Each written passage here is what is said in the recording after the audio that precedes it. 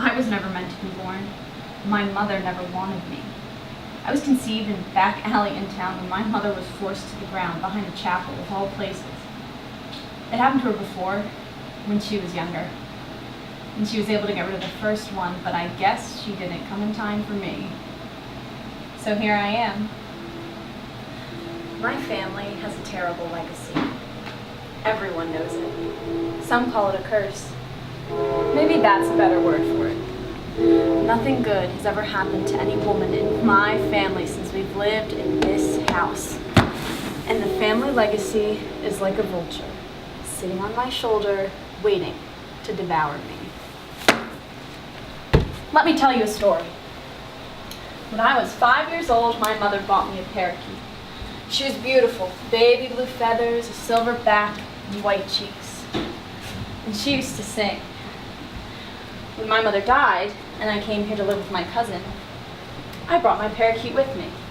Suddenly, my bird stopped singing. Instead, she began pulling the feathers off with her wings. Baby blue feathers, and tiny red dots of blood littered the bottom of the cage, like autumn leaves. They say some birds do that when they're held captive in a cage. I can understand that. Let me show you something. I've come to realize that there are only a few things we can control in life. One of them is how we exit. When I came here to live with my mom's cousin, I was ready for a new beginning. I was ready for someone to give a damn about me. I was ready for my life to have meaning. But she killed her kid and became a shell, so now I'm stuck here saying, look at me, won't somebody please give a damn that I'm here? And she looks through me like I'm a ghost. They say it's easy. They say it's a cop-out for people like me who can't deal with life. Well, let me tell you something, it's not easy. I don't want to do this. Just tell me that I don't have to. Just tell me that everything will be okay. Just tell me that I don't have to do it and it won't. Just look into my eyes and say the words. Then get out. Get out!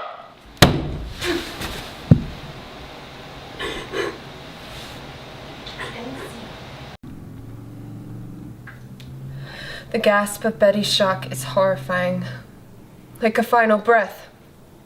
Quickly, the two nurses zip her up the tub just in time for Betty to start thrashing around. She screams, louder than anything I've ever heard. She screams like she is dying. She screams like my sister, when my father made her walk on the ceiling. She screams like me, when my father threw me down the stairs. She screams like my mother, when my father pushed her into the bathroom and drunkenly drowned her. Almost as quickly as the scream escapes her lip, Betty falls silent. Her head slumps back on the rubber pillow in a frightening coma, and I don't think I can do it. She lie there looking so serene, but I knew her pain. My mother. Betty. My mother. No. Betty. Betty was still. Betty was receiving treatment for her psychosis. I can't do it. All those screams. How was she able to take care of those patients day after day, cleaning up after them, watching them suffer? God! All those screams from electric shock therapy, insulin coma treatment, hydrotherapy, in the room with the thick maple doors. The nurses did not prepare me for this. My mother did not prepare me for this. God, I want to be numb like the others, but I can't. I want to sit in hot water and burn away my nerves. I can't do it. Just please. Make them stop. Stop the screams. Stop the screams!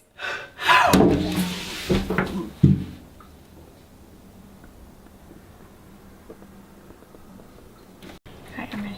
Okay, action. Okay. Pot roast. He says he wants pot roast for dinner tonight, like his mother used to make. Did she cut the carrots or leave them whole? Shit. I can't remember. Okay, pot roast. Yes, pot roast. That's what his mother made the first time he took me home. Every time I went over there, she was always cooking, poaching, frying, baking, searing, you name it. And she plated everything beautifully, too, with garnishes. Perfectly proportioned, restaurant quality. 2 scoops of mashed potatoes for you, and 1 for me. We don't want to have any waste. Ugh. There was something about onions. Crap. Were they chopped or peeled?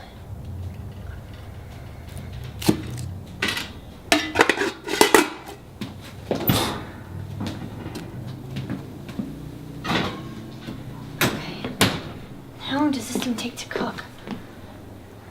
Oh my god, 4.5 hours? But it's already 4:30. I don't know, I'll have to think of something, I guess. But in the meantime,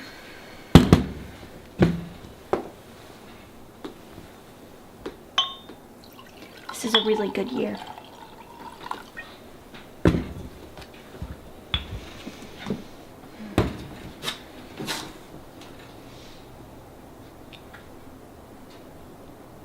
Let's do something about this table. How about candles? There's nothing more romantic than a candle at dinner, right? I bet his mother would put candles on the table.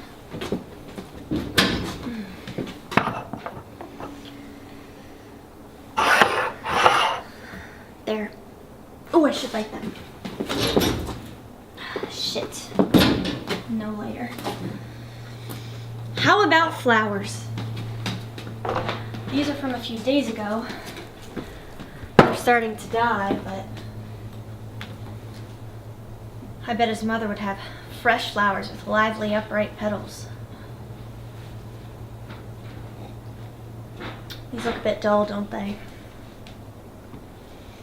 Here. I think you could use this way more than I can.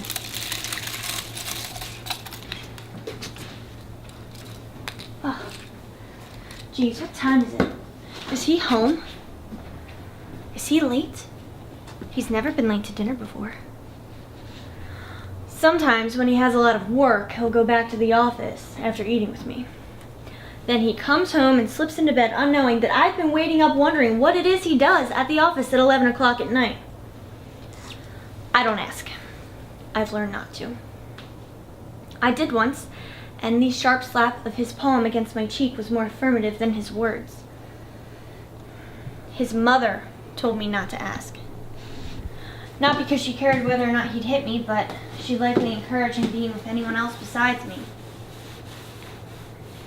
But still, even if he is seeing someone else, he's always home for dinner. He never misses dinner, never. And at dinner,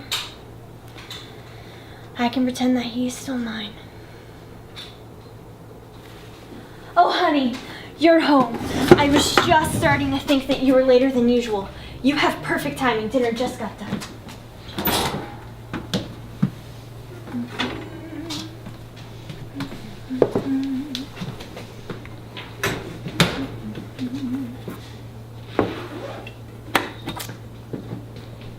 Doesn't it look delicious? Dig in. You know I only make the best for you. Doesn't it look just like the pot roast your mother used to make? Oh, it was roast beef she made, not pot roast? Silly me, I must have gotten them mixed up. Here, let me get the silverware.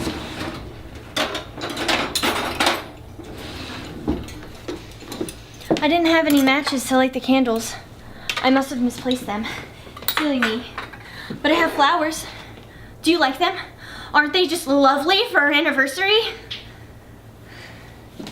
Oh, you forgot? It was our anniversary, honey? That's okay. What? You mean today is not our anniversary? What do you mean stop drinking while you cook dinner? Well, how about you stop screwing that bitch from the office? I'm sorry. I'm sorry. Let's just have a nice, relaxing dinner, shall we? Would you like some beef? There's potatoes and carrots and onions as well. The meat's a little undercooked, but it'll be fine. It'll be fine.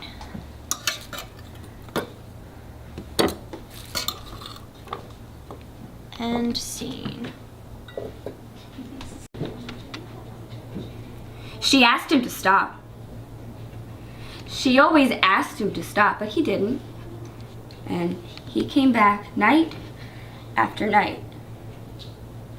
Sometimes she dreamed that she could keep the kitchen knife under her pillow at night, and when his shadow would appear over her, she could sit up with it in her hands, and the raven would cry, "Nevermore!" and it would strike with the knife. Perhaps she could cut the place where his manliness lay. Red blood, black wings, feathers, feathers, feathers floating on scarlet streams over white sheets. But even that wouldn't be enough blood to compensate for what he took from her. Rivers of his blood could not take back the little that came from between her thighs the first time that he entered her. The little bird would never really hurt him, of course, even though she thirsted for it. Even if she did, she'd be sent to one of those places with the crazies that her mother used to work at. But when she found what he put inside of her, she couldn't control herself. Needles take away those memories. Maybe the pain would cover the scars and replace the pain of him pressing on me. Maybe if I could just get it out of me, I could forget everything that happened. But even as I stuck the needles into myself, I could feel his fingertips slightly touching me there, whispering over my raven. His fingers too gentle to be ripping the heart out of a young girl. Perhaps they were too gentle to have ever existed at all.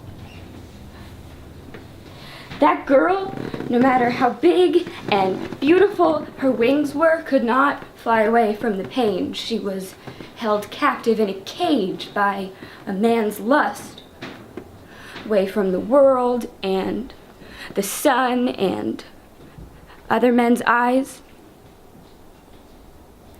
No one was there to save her. No one was there to tell her it wasn't her fault. No one was there to tell her it was not a vile creature living inside of her, but pure joy. No one told her that what she would do would not get rid of the guilt, but it would eat her alive from the inside out. Yes, this story has love letters and kisses and secrets, but this is not a romantic story. There's nothing beautiful about my tattoo. It's a scar, a memory, and a reminder of who I am. It's a reminder of what I did. She's beautiful on the outside, he tells her so. Yes, she knows so, but what is she on the inside? Cloudy darkness, lace lingerie, black ink spreading, lightness fading, years dying, eyes closing, deep dreams that turn into nightmares? Perhaps the story never existed. Perhaps somewhere in another world, this girl could sleep soundly in a house with her aunt and uncle. She could keep her innocence.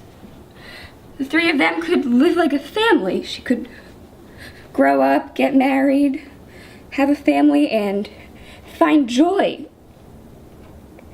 Perhaps the story is a tale with ghostly figures that waltz in and out of the young girl's consciousness. Or perhaps it was reality. Mirrors only show us what's on the outside.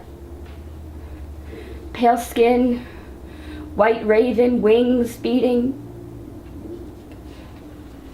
But what's on the inside? I don't know anymore.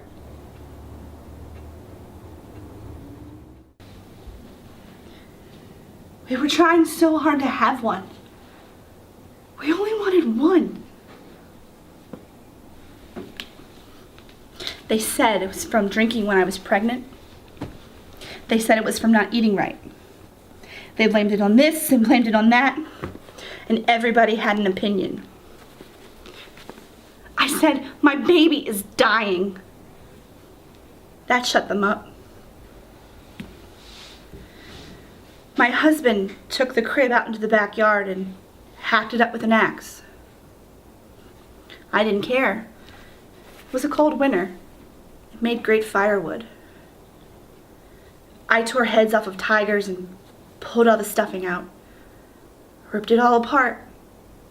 Bagged it up. Why don't you give it away? They asked. If my baby can't have it, no baby can have it. Why don't you adopt? They asked. But it's not the same, and nothing has been the same since. In the waiting room, the news was covering Lucille Ball's death. She was 87. My baby was 8 weeks. Did you know they make coffins for babies? Yes, they make them. Sadistic, isn't it?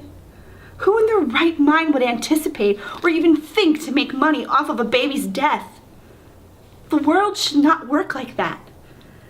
Babies should be in baskets, not in caskets. My mother-in-law bought ours. A coffin costs almost $1,000, even for one that's only 18 inches long. She got it for 60% off. What a discount, she said. So yes, they make coffins for babies. Real-life miniature versions of the adult-sized thing. It's like having a funeral in a dollhouse. An 87-year-old woman has the exact same coffin as an 8-week-old baby, except that the 87-year-old acknowledges that she's been given so much more time to live. Life's funny like that, I guess. I knew this was going to happen. I felt like he was never really mine to begin with. His face was purple from the moment he came into this world, and I knew. So we never named him. There's no headstone. There's no plaque. There wasn't anything to write on it much anyway. And maybe it's better this way. It's like this whole thing never even existed. Except the walls upstairs are still painted blue. Between the funeral arrangements, my husband hasn't had time to repaint them yet. That's all I have left. Blue walls, bad memories, and stretch marks. In the end, they said it really wasn't my fault. He wants to try again. In a few years, he said. But I don't want to. Maybe 28 is too young to have a hysterectomy, but I don't care. I had so many questions. Why me? Why my baby? How did it come to this? But now, I'm a shell. And all the questions have gone away, except one. How do I move on? Done. This is the license plate. Had on my car about 25 years ago.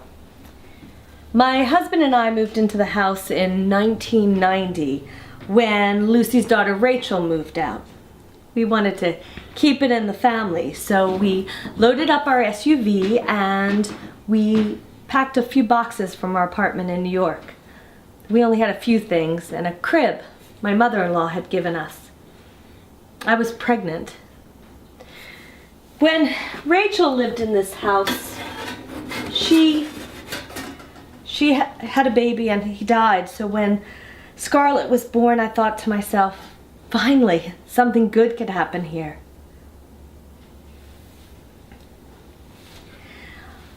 I was getting ready to take Scarlett to our daycare in town. I was running late and I didn't realize she wasn't in the vehicle when I backed out of the driveway. She was in the street. She was 3. After that, I wasn't myself for a long time. I couldn't forgive myself for what I had done. So when Raven's daughter, Angel, moved in, I thought to myself, finally, something good could happen here. I could be a better mother, but I couldn't. I couldn't give her what she needed. Angel hanged herself in her bedroom. I'm the last woman alive in my family, and maybe that's for the best. Maybe now we can end the family curse. This house has seen so much pain, abuse, and neglect. I desperately want something good to happen here. I hope that whoever buys this house can fix it up the way I never could. Maybe the women who move into this house will have better luck. Maybe by getting rid of some of this junk, we'll get rid of some of the bad memories. I want to clear away the dust. I want to know the history so I can change the future. That's it.